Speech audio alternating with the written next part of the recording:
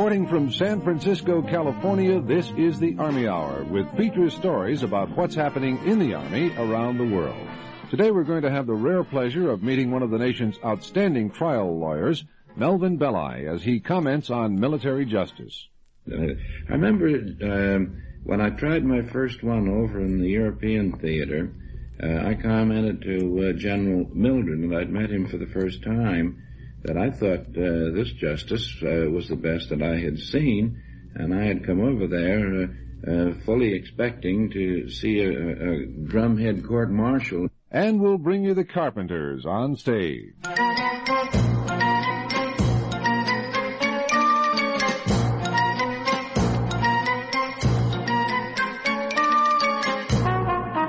On Stage is where we put it all together. For each week, it's our pleasure to bring you the top professional entertainers. There's a happy musical aggregation called the Carpenters, and they're here to tell you that, considering their million record sellers, they're on top of the world.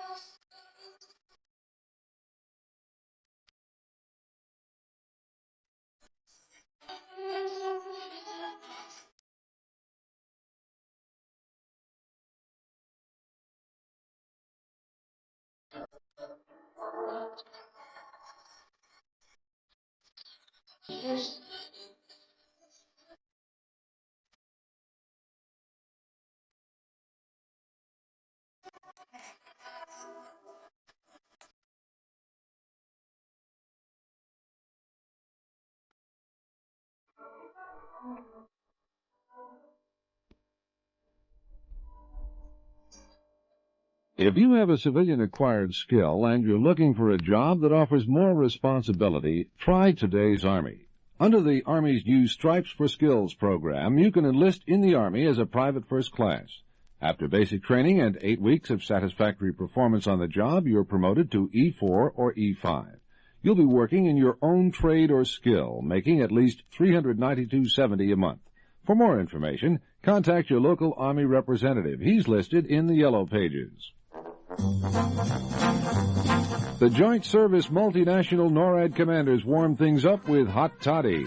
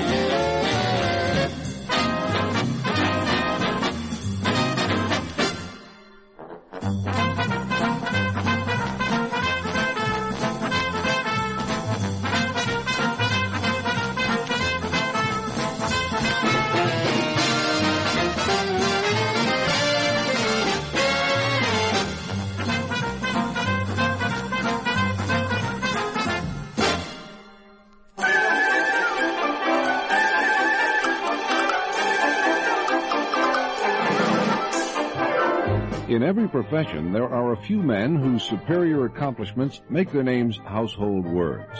In the law profession, one of those names is Melvin Belli. From his long experience as a famous trial lawyer and his many contacts with the armed forces, he gives his views on military justice in a two-part interview to Army Hour reporter Sergeant First Class Bill White. We're here in San Francisco, California, at the law offices of one of the best-known trial lawyers in the United States today, Mr. Melvin Belli. Mr. Belli, you made a statement, and have made statements several times, to the effect that the Uniform Code of Military Justice is a good one, and you think that the military has a good system of justice. Can you tell or explain for our listeners what you mean by that? It is the most protective of the individual system of law in the world. This I've said many times, and every day it's getting better.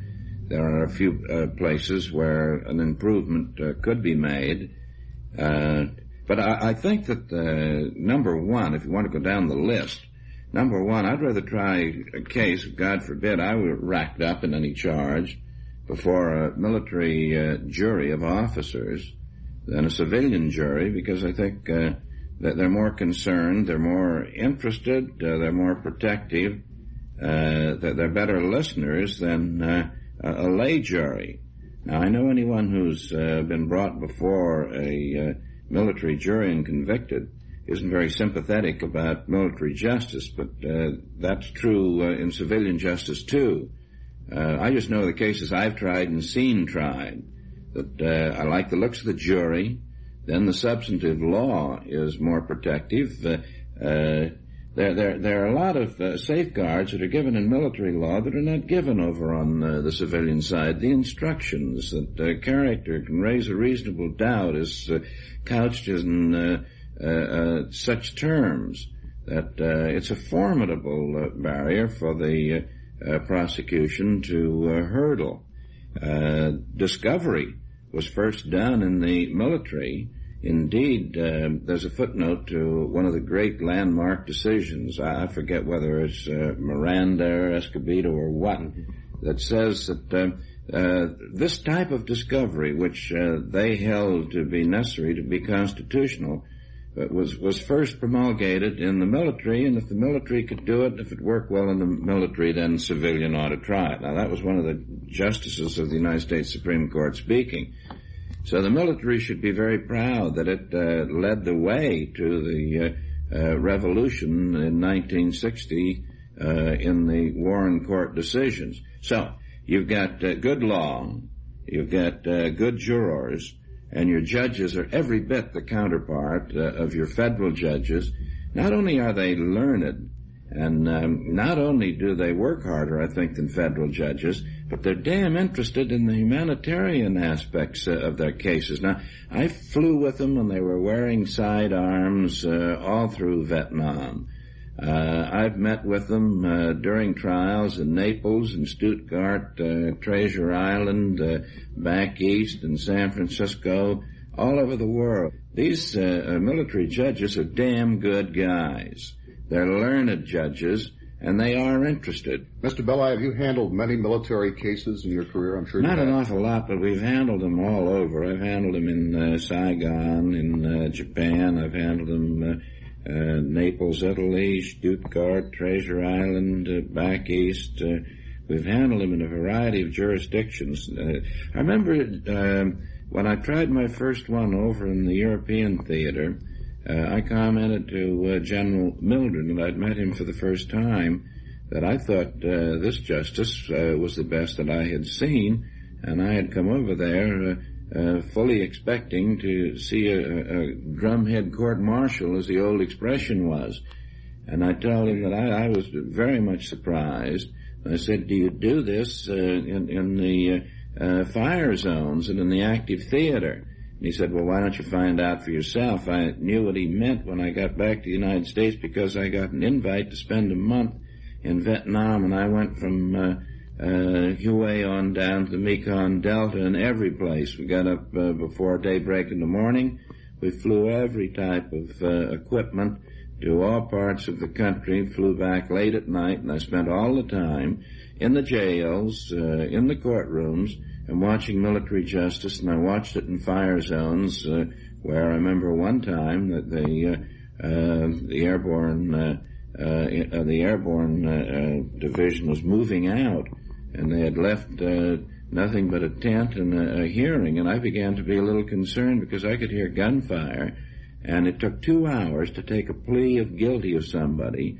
And boy, when I saw that, how protective and how sure the court was that they wanted this black soldier who had been AWOL, that he wasn't giving up any rights, I was convinced, and so wrote and lectured about it, that military justice is, again, the most protective type of justice of the individual. In case you just joined us, our special guest this week on the Army Hour is one of the best-known trial lawyers in the country today. He is Mr. Melvin Belli. We're speaking with Mr. Belli at his law offices here in San Francisco. But right now, let's return you to our studios in Washington, D.C. and the Army Hour.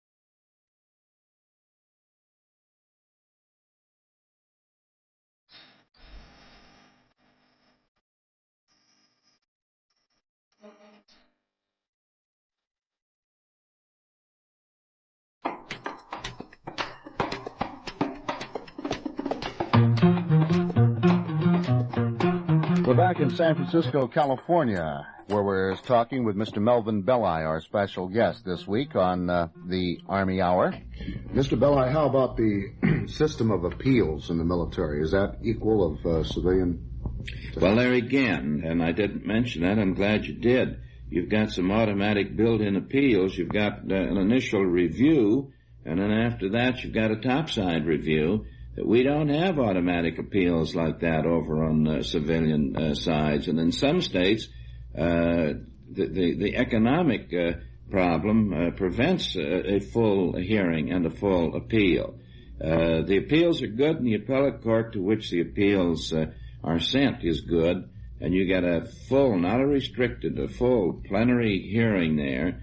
And again, you got good, learned, practical judges who, if they haven't come up from the ranks, they know military law. We've begun to build up a good corpus juris military that now we can go back into the former decisions, and we've got good cases upon which to build. It's a good system. Mr. Belli, change the subject just a little bit. How long have you been practicing? 40 years. I started in 1933, and I've got 50 more years to go before I retire. And here in San Francisco, this is one of the most unusual law offices I've ever seen. Would you describe some of your, I'm sure there are mementos you have in your office. There's nothing unusual about this at all. We make as much money as anybody else. And we've got a cash register right behind the bar. Yeah. That bar there came around the Horn. My dad used to go over to that bar. It's a wet bar now.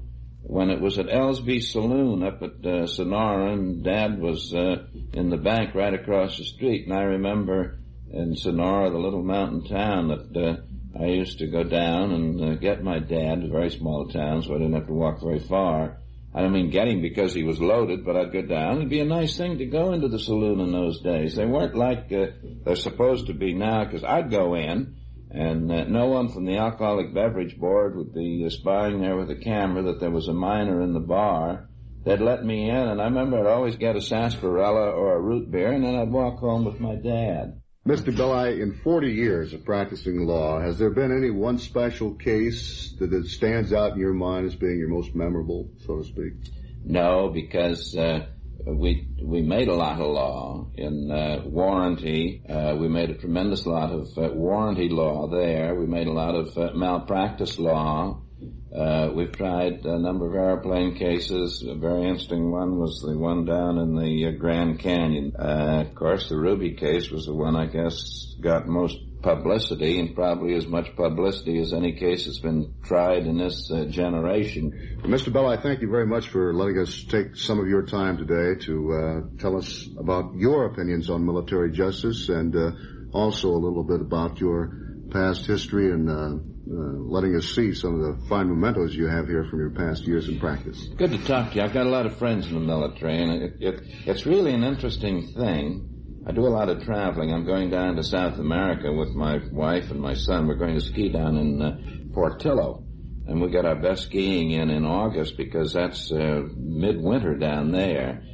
And I know when I went into Africa, we'd go to the embassy or to the consul, and I'd always bump into a military attaché, Navy or Army or Air Force, in every one of these places in the midst of Africa or over in Germany or wherever I'd go, who would know someone else that I knew, and pretty soon it was just like seeing a fraternity brother from college. And I've been very well treated by the military, but this isn't the reason why I say that military justice is good, because I think I've spoken out about a lot of things, and if military justice was bad, you'd be the first ones to hear about it from me. It's not. It's the best type of justice in the world. Well, thank you once again, Mr. Belli, for being with us today. Good to talk to you.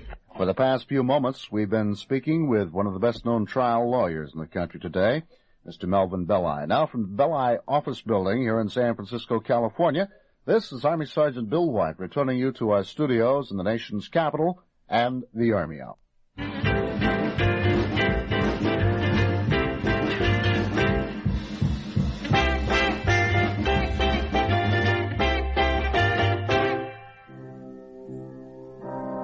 The United States Army Dance Band brings our program to a close with Heaven on Their Minds.